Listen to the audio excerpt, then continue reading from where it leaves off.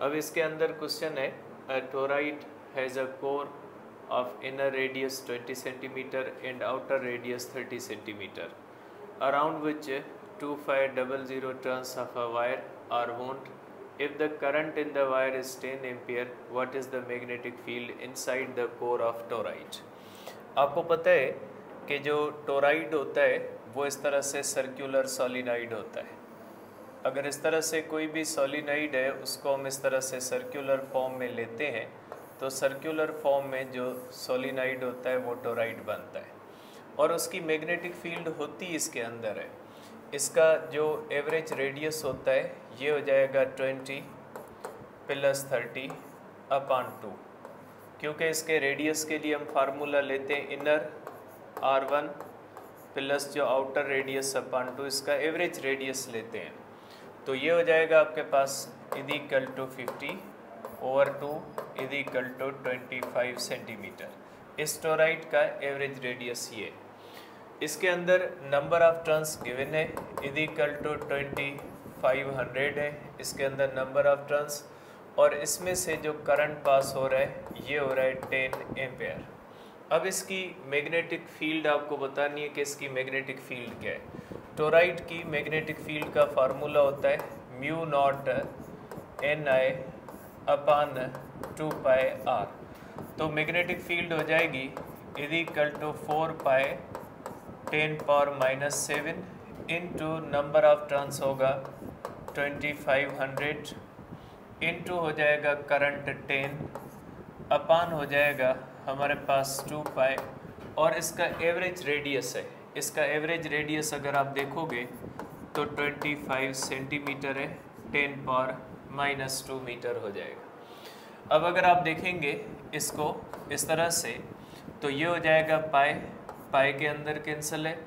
ये अगर आप देखेंगे तो इसके अंदर ये जाएगा तो आपके पास ये आ जाएगा B = हम कर सकते हैं 2 × 25 इंटू ये 10⁻2 होगा, ये 10⁻1 पॉजिटिव के, तो बाकी बचेगा हमारे पास 10⁻⁻4 अपान हो जाएगा हमारे पास 25 इंटू 10⁻⁻2। 25 में कैंसल, B = हो जाएगा 2 × 10⁻⁻2 टेस्ला। आप कह सकते हैं कि B जो है ये हमारे पास है 2 × 10⁻⁻2 टेस्ला, मीन्स B हो जाएगी = 0.02 टेस्ला। तो ये हो जाएगा आपके पास इसका ऑप्शन सही, ये इसका ऑप्शन करेक्ट होगा। अब क्वेश्चन नंबर 3 है, ये फिलक्स का क्वेश्चन है। A square loop of side 2 metre is positioned in a uniform magnetic field of magnitude 0.5 tesla so that the plane of the loop makes an angle of 60 degree. यहाँ पे देखें ये हमारे पास है नॉर्मल। आप इसको इस तरह से कह सकते हैं कि ये नॉर्मल है और इसके दरमियान ये आप कह लें एरिया वेक्टर कह लें या इसको आप नॉर्मल कह लें, मीन्स ये प्लेन ऑफ द एरिया से परपेंडिकुलर है। और मैग्नेटिक फील्ड का डायरेक्शन ये है, ये मैग्नेटिक फील्ड है। यहाँ से अगर आप देखोगे तो ये गिवन एंगल है, ये गिवन एंगल है 30 डिग्री। ये हमारे पास है गिवन एंगल, ये 30 डिग्री है। लेकिन आपको पता है फिलक्स के अंदर जब हम फार्मूला इस्तेमाल करते हैं फिलक्स = BA cos थीटा हम इस्तेमाल करते हैं। ये होती है थीटा, ये इसको मैं अलग कलर से बना रहा हूँ, ये थीटा है। तो ये जो थीटा होगी यहाँ पे ये थीटा हो जाएगी 90 - 30 = 60।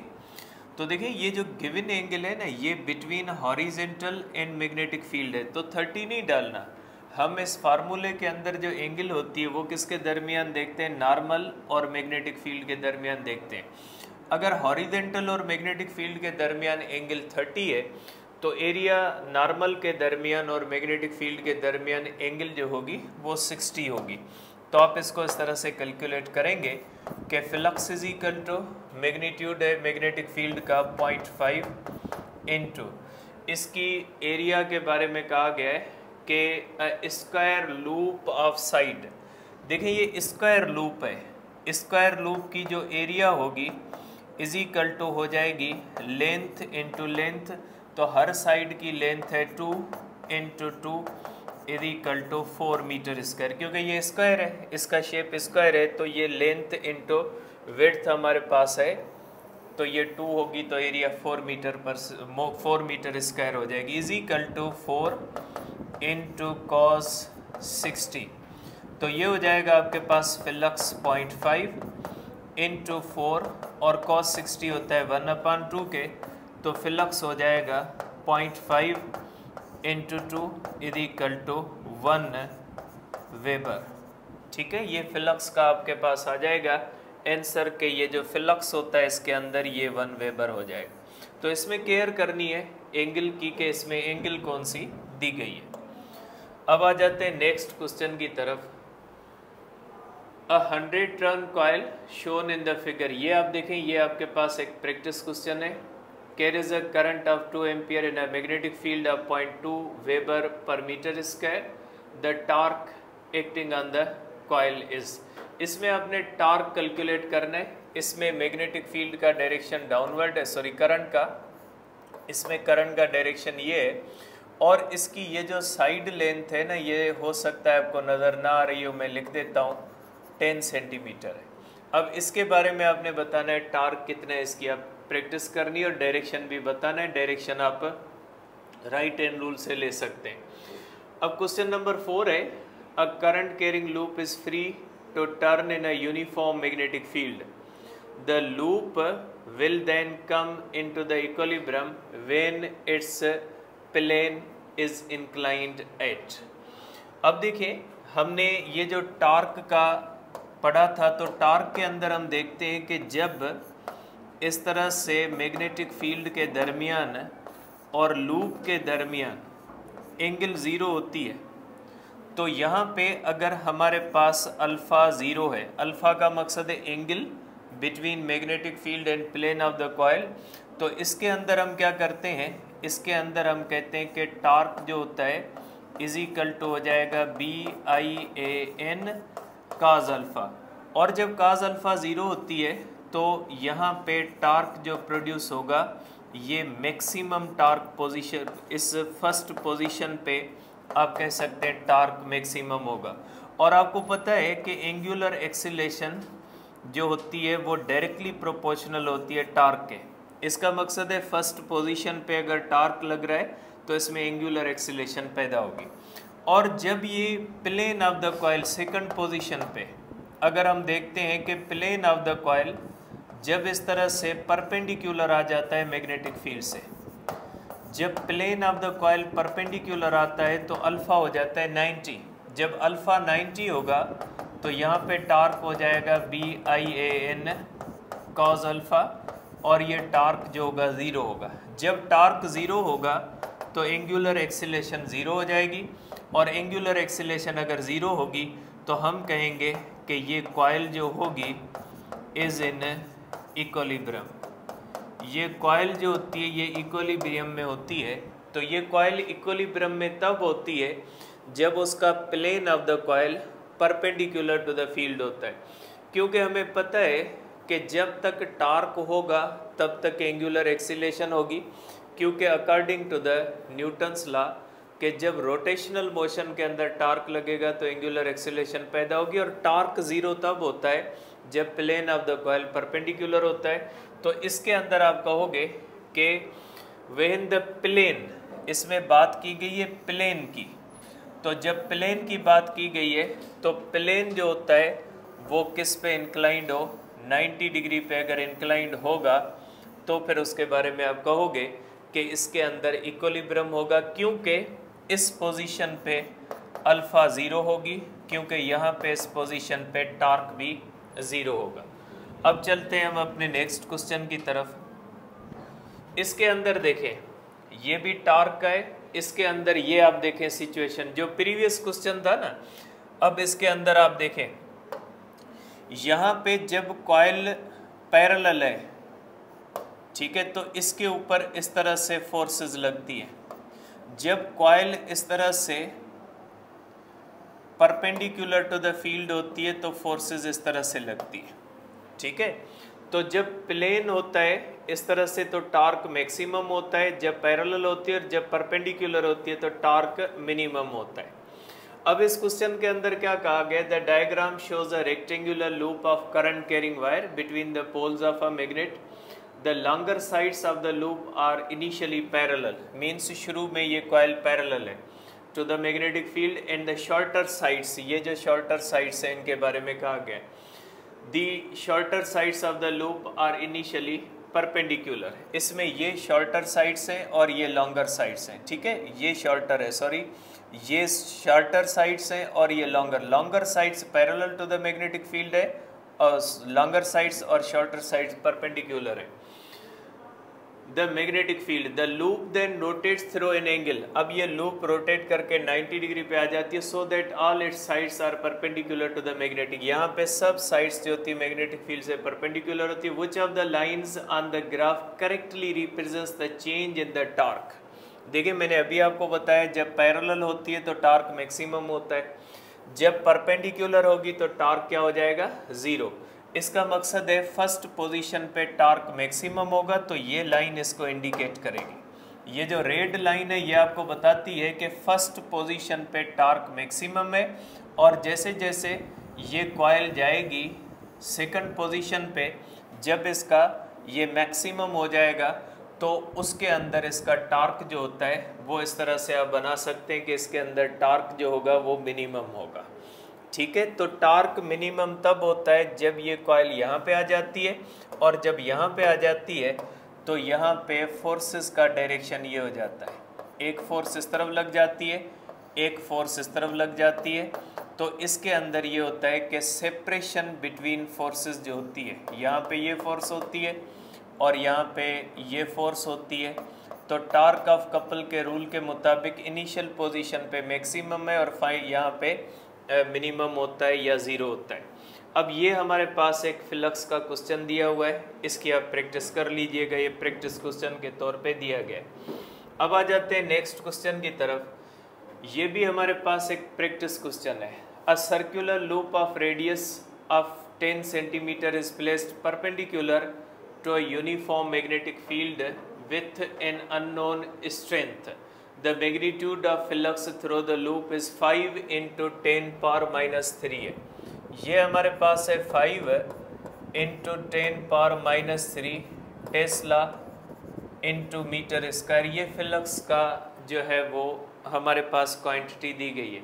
अब इसके अंदर हमें क्या बताया गया है, what is the magnitude of magnetic field, इसमें B आपने फाइंड करनी है। Now rotate the magnetic field B such that it is parallel to the plane of the coil loop, how many magnetic field lines pass through the loop. अब यहाँ पे आपको बताना है कि इस पोजीशन पे फ्लक्स कितना है। फर्स्ट क्वेश्चन के अंदर मैग्नेटिक फील्ड बतानी है और सेकंड क्वेश्चन के अंदर आपने फ्लक्स बताना है। अब आ जाते हैं क्वेश्चन नंबर 6 पे। A current carrying loop is placed in a uniform magnetic field. The torque acting on it does not depend upon, के टार्क किस चीज़ पे डिपेंड नहीं करता। देखिए टार्क का फार्मूला होता है BIAN cos अल्फा, तो इसका मतलब है कि टार्क जो होता है वो किस पे डिपेंड करता है, मैग्नेटिक फील्ड पे, करंट पे, एरिया पे, नंबर ऑफ टर्न्स पे और रेडिएशन पे। तो एरिया ऑफ द कॉइल आ जाता है, वैल्यू ऑफ द करंट भी आ जाती है, मैग्नेटिक फील्ड भी आ जाती है, इसके ऊपर भी करता है। तो बाकी किसके ऊपर डिपेंड नहीं करता, इसके ऊपर डिपेंड नहीं करता। ये जो होगा शेप ऑफ द लूप पे डिपेंड नहीं करता, ये किस पे डिपेंड करता है, ये डिपेंड करता है एरिया पे। अगर एक स्क्वायर शेप की है और दूसरी सर्कुलर शेप की, अगर दोनों की एरिया सेम है तो दोनों में टार्क सेम होगा। अब ये मूविंग कॉइल गैल्वानोमीटर है, आपको पता है मूविंग कॉइल गैल्वानोमीटर का प्रिंसिपल कौन सा होता है, इसके वर्किंग प्रिंसिपल होता है मैग्नेटिक डिफ्लेक्टिंग टार्क।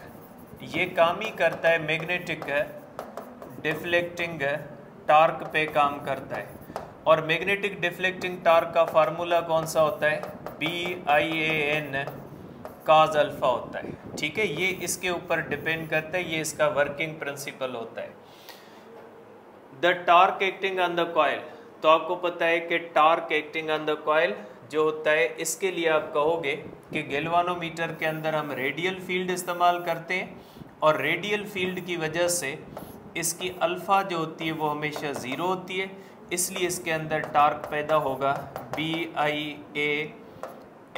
इस तरह से आप कर सकते हैं। तो ये हो जाएगा हमारे पास इसका ऑप्शन सही, इस तरह से हो जाएगा, क्योंकि जो गैल्वानोमीटर होता है उसके अंदर हम पढ़ते हैं कि रेडियल फील्ड है।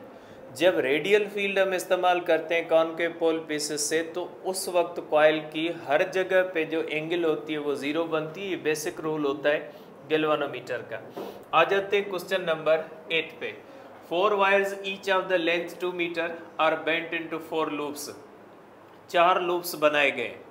अब इसमें कहा गया 4 wires each of length 2 metre, ठीक है, हर एक की लेंथ 2 मीटर है। अगर सबकी लेंथ 2 मीटर है तो इस तरह से मुख्तलिफ जब शेप्स बनाएंगे, ये एक बुनियादी पॉइंट होती है। अगर एक ही वायर को सर्कुलर शेप में ले आएंगे, एक ही वायर को रेक्टेंगुलर शेप के अंदर, एक ही वायर को रेक्टेंगुलर शेप के अंदर, एक ही वायर को अगर इस तरह से रेक्टेंगुलर या आप कह लें स्क्वायर शेप के अंदर, वायर वही है, तो सबसे ज़्यादा जो होगा टॉर्क वो इसके अंदर आएगा। अगर लेंथ सेम है, अगर लेंथ सेम है ना, तो उस कंडीशन के अंदर जो सर्कुलर कॉइल होगी ना, उसके पेरीमीटर के हिसाब से सबसे ज़्यादा जो टॉर्क होगा वो सर्कुलर के अंदर आएगा। तो आप कहोगे कि इसके ऊपर सबसे ज़्यादा जो टॉर्क आएगा ये किस कॉइल के ऊपर आएगा? सबसे ज़्यादा जो आएगा वो आएगा एस शेप पे। A current carrying rectangular coil is placed in a uniform magnetic field in which orientation the torque will not tend to rotate।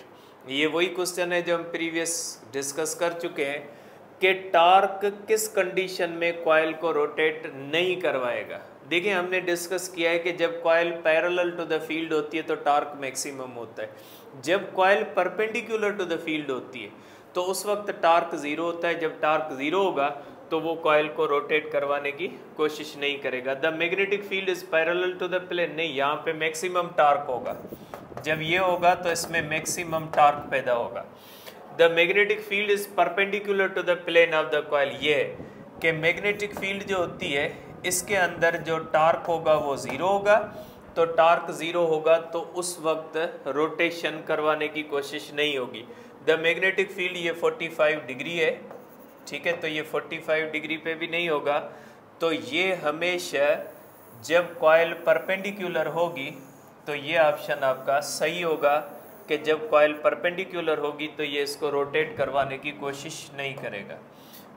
अब देखिए यहाँ पे क्वेश्चन नंबर 10 है। क्वेश्चन नंबर 10 के अंदर कहा गया फील्ड इनसाइड अ सोलिनॉइड। किसी भी सोलिनॉइड के अंदर जो फील्ड होती है, सोलिनॉइड की फील्ड का आपको फार्मूला पता है, म्यू नॉट Ni/L, ये होता है directly proportional to its length, directly proportional to the current, inversely proportional to the number of turns, inversely proportional to the current. बाकी सब ऑप्शन नहीं होंगे, आप फार्मूला की तरफ देख लें, सिर्फ ये ऑप्शन सही होगा। अब आ जाते हैं 11 पे। 3 long straight and parallel wires carrying currents are arranged as shown in the figure. The wire C is so placed that it experience no force, कि इसके ऊपर दो जो फोर्सेस लगती है ना वो इस तरह से लगती हैं कि नेट फोर्स इसके ऊपर ज़ीरो होती है। ये हमारे पास है D, ये हमारे पास है C और ये हमारे पास है B, ठीक है। तो ये हमारे पास 3 लॉन्ग वायर्स हैं। The wire C is so placed that it experiences no force. The distance of the wire C from D, के C और D के दरमियान डिस्टेंस, ये डिस्टेंस कौन सा है? ये डिस्टेंस x है।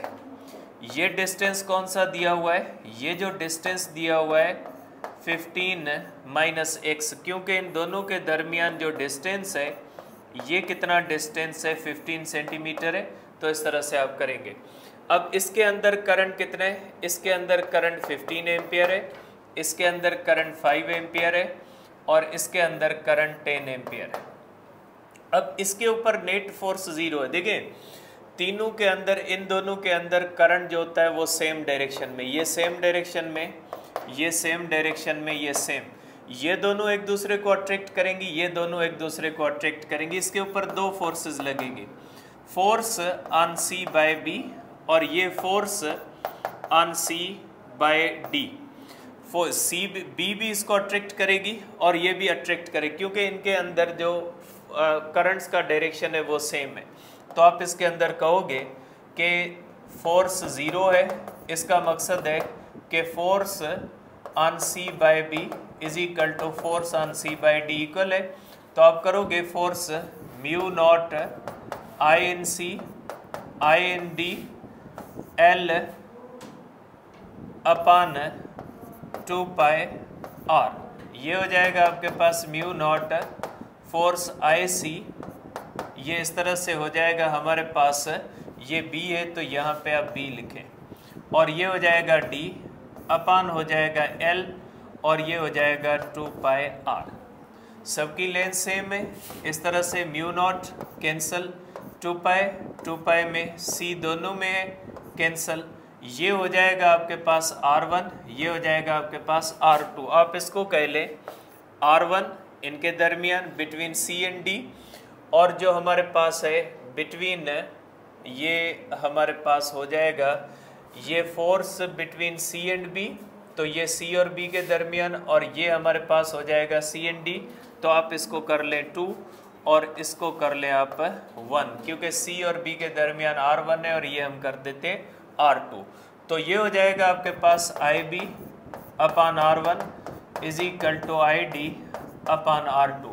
आप इसको आगे प्रोसीड कर सकते हैं कि करंट इन बी है 10 एम्पियर अपान हो जाएगा R1 15 minus x is equal to ID, current in D है 15 एम्पियर अपान होगा x, by cross multiplication 10x is equal to हो जाएगा 15 और ये 15 माइनस एक्स होगा। ठीक है, ये आप कर सकते हैं 2, ये आप कर सकते हैं 3, तो 2x हो जाएगा इज इक्वल टू 45 माइनस होगा 3x, ये इसको आप इस साइड पे ले आए, ये होगा 5x is equal to 45, x होगा 45 अपान 5, x हो जाएगा 9। ये जो है यूनिट कौन सा दिया हुआ है इसके अंदर, हमारे पास जो डिस्टेंस का यूनिट है तो यहाँ पे कोई भी यूनिट नहीं दिया हुआ, ये सेंटीमीटर है, तो आप इस तरह से कह सकते हैं कि इनके दरमियान जो है वो 9 सेंटीमीटर है। ठीक है, तो ये आपका जो ऑप्शन होगा ये फर्स्ट ऑप्शन सही होगा। इसके अंदर आपने ये देखना है कि यहाँ पे इसके ऊपर नेट फोर्स 0 है, तो इसके ऊपर दो फोर्सेस लग रही हैं, इसको इस तरह अट्रैक्ट कर रहा है, ये इस तरह अट्रैक्ट कर रहा है, तो आप इन दोनों को इक्वल करके सब ख़त्म हो जाएंगी। ये आप एज ए शॉर्ट फार्मूला इस्तेमाल कर सकते हैं, इसको इस तरह के हर क्वेश्चन के लिए आप अप्लाई कर सकते हैं।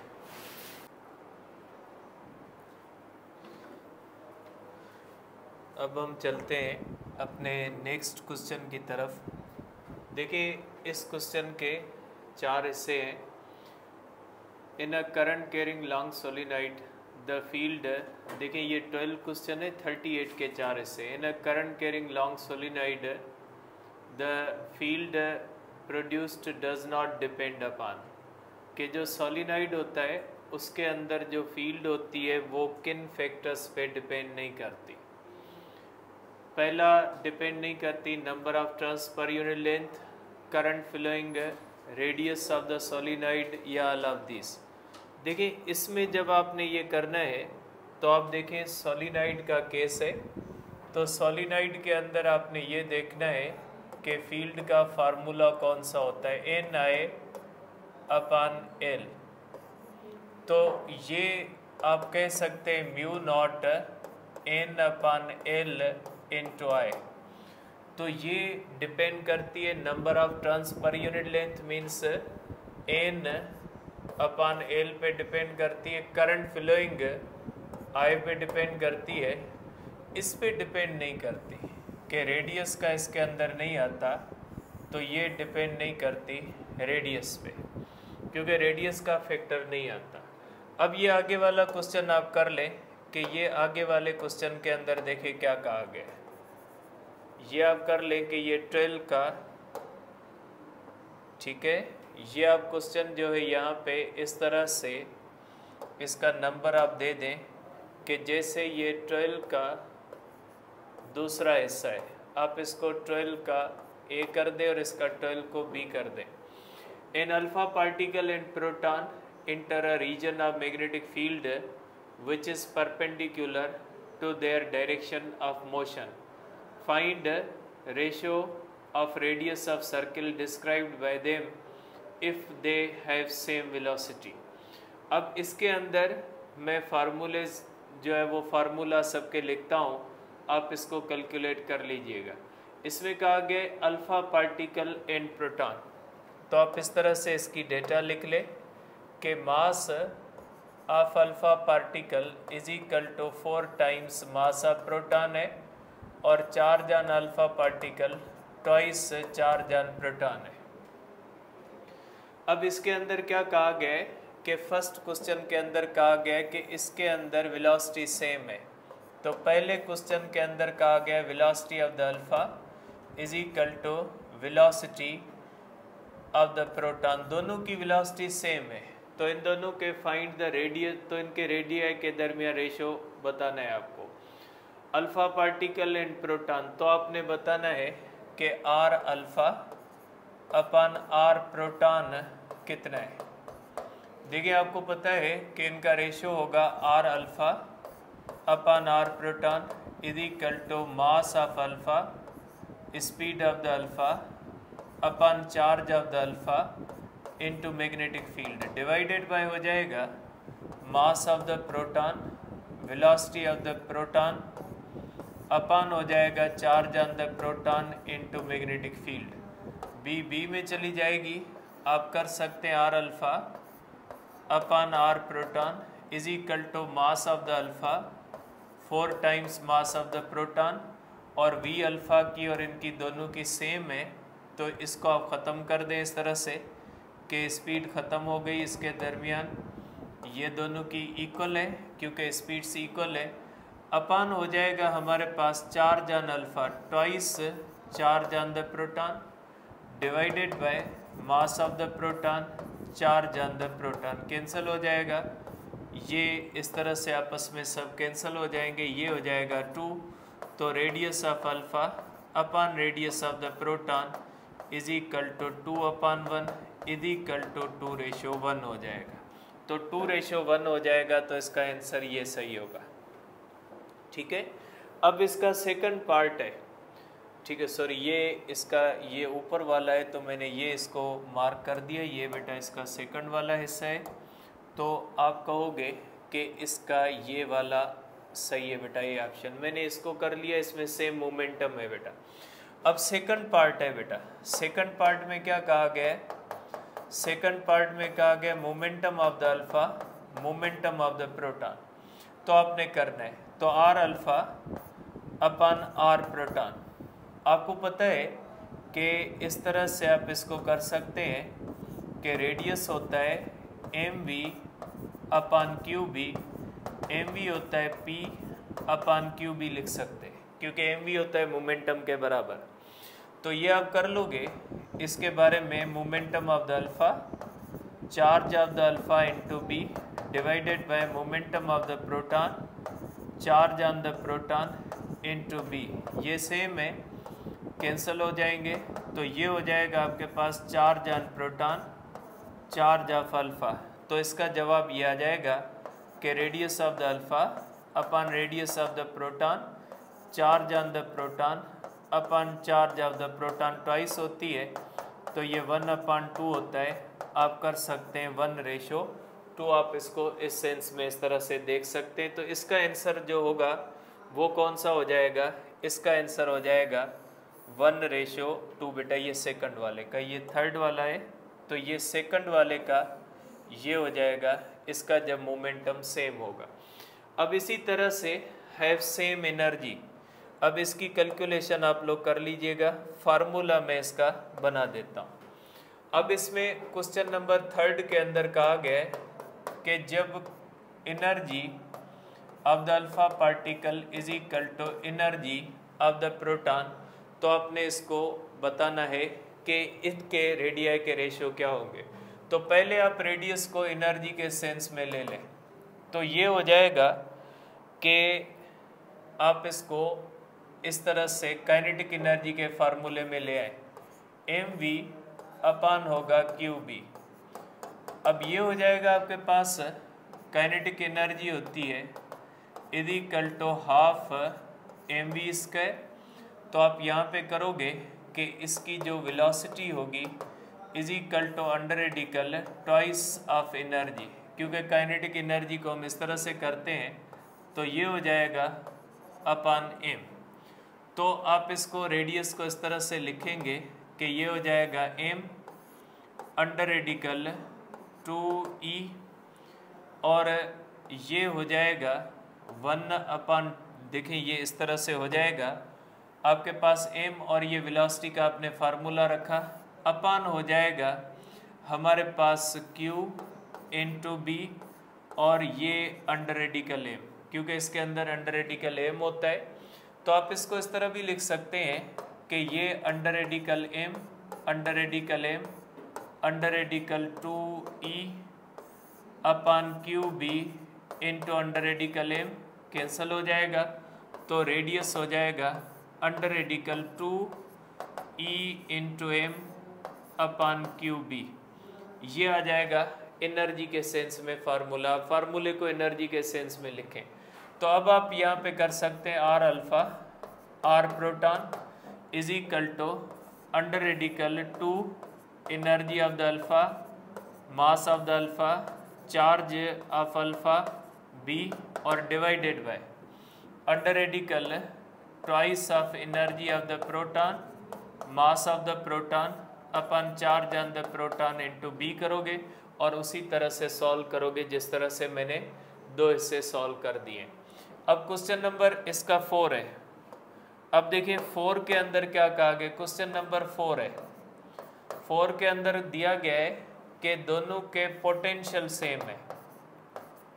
ठीक है, जब पोटेंशियल सेम, बेटा ये वेलोसिटी v नहीं है, ये यहाँ पे v का मकसद है पोटेंशियल, क्योंकि इलेक्ट्रॉन अल्फा पार्टिकल और प्रोटॉन जो होते हैं वो हमेशा एक्सीलेट करवाए जाते हैं पोटेंशियल के अंदर। तो आप इसके फार्मूले को इस तरह से करें, जब पोटेंशियल होता है तो आप कर सकते हैं इसके अंदर वही same R is equal to m v upon q B, ये हो जाएगी आपके पास बुनियादी इसकी इक्वेशन।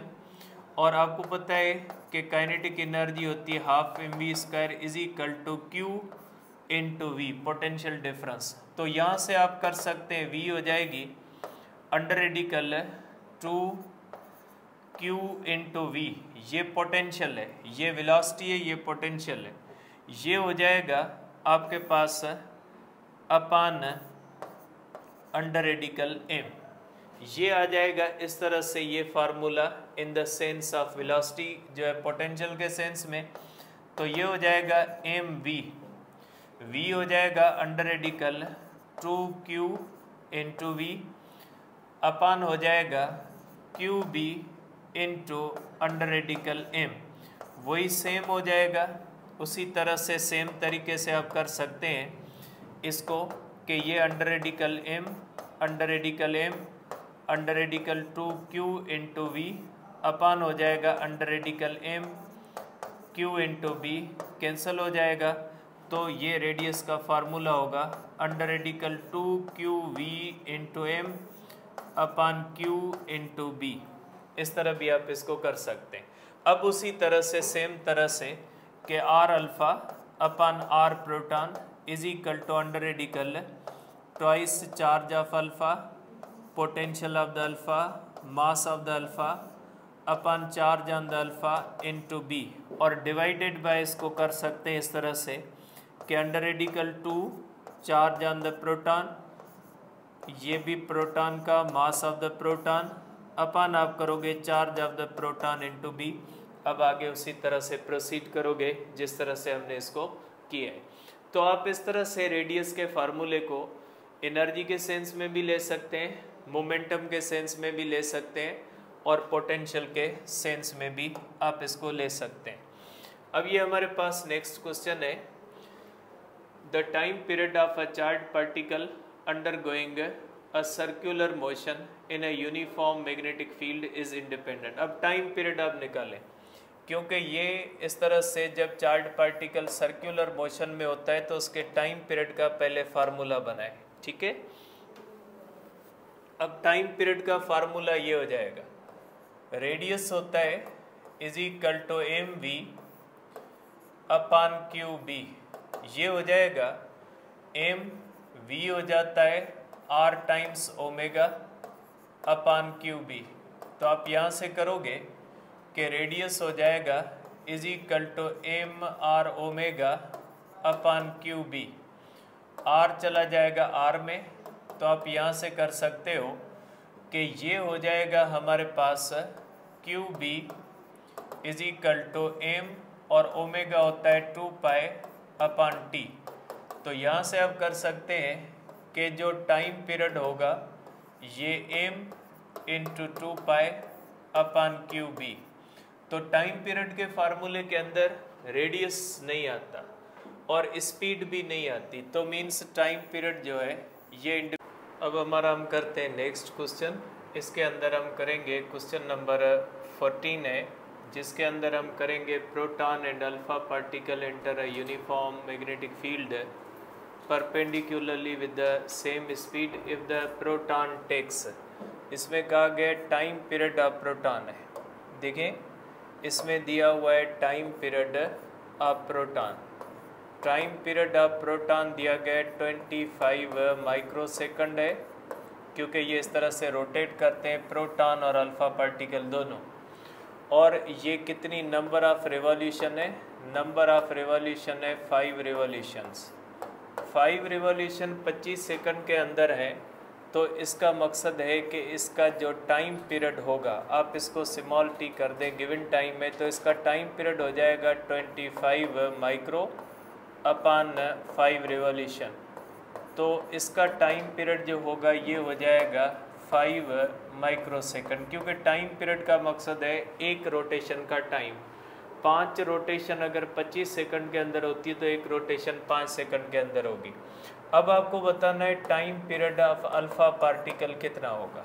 देखिए हमने इस तरह से टाइम पीरियड का पहले ही फार्मूला किया है।